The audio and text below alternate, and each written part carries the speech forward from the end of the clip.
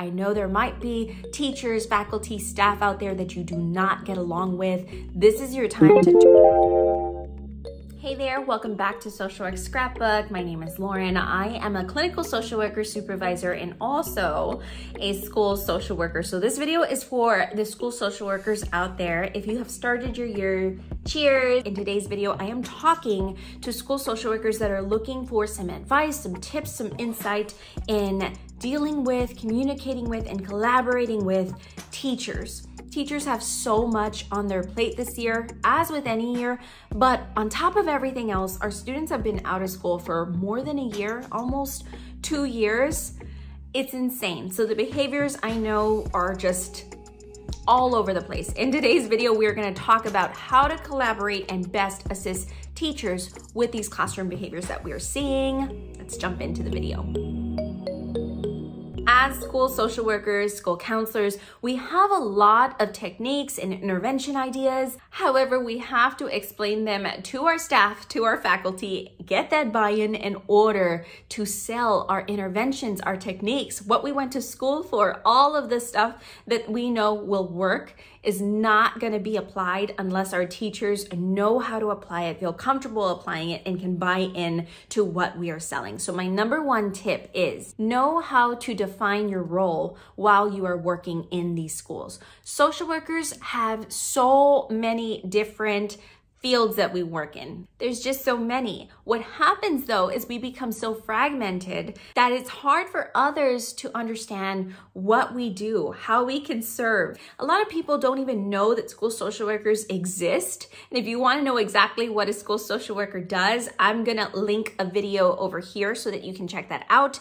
That is super important. This video has actually been used in training with different staff from other field supervisors and school social workers to explain to interns that are in schools how school social workers run. What are the differences between school social workers and counselor? Great video idea, and that's going to be coming soon to you, very, very soon. But I digress. So in defining your role, you really have to get comfortable about what are your top strengths. How are you going to communicate that in a really simple, easy to understand in the language of teachers so that they know how and when you serve. This is the only way you're going to get appropriate referrals and be able to intervene in the first place. That's why it is step one, and it is crucial to be able to define your role and explain it to others. My second tip is to listen. Social workers, counselors are great listeners. However, for some reason, many school social workers take off the listening hat when it comes to teachers and collaborating with teachers. If you're doing that, it is seriously gonna bite you in the behind. It's basically a fact. No one is gonna listen to you and show you respect unless you listen to them and respect them back. So please, please, I know different personalities can trigger each other. I know there might be teachers, faculty, staff out there that you do not get along with. This is your time to turn up those social work skills that you learned in grad school and in your internships on collaboration, teamwork, on building rapport and empathy. All of that has to come in play because teachers are actually our clients as well. Yes, so it's not only the students that are our clients and the families, of course, and the parents, but it's also the teachers. We are there to help and serve the teachers, so listening to them is crucial as well. So there's different ways to listen, different things to keep your ear peeled for when you're talking to teachers and how to communicate in their specific language. I have over a decade of experience working with teachers at all different levels, all different ages, and all different levels of social work buy-in. I call it buy-in because if a certain teacher or faculty or staff, even an administrator, does not believe or understand what you do, right? That was step one. Then it's really hard for them to jump on board and listen to the different interventions and skills that you are wanting to apply to the classroom or to that particular student behavior.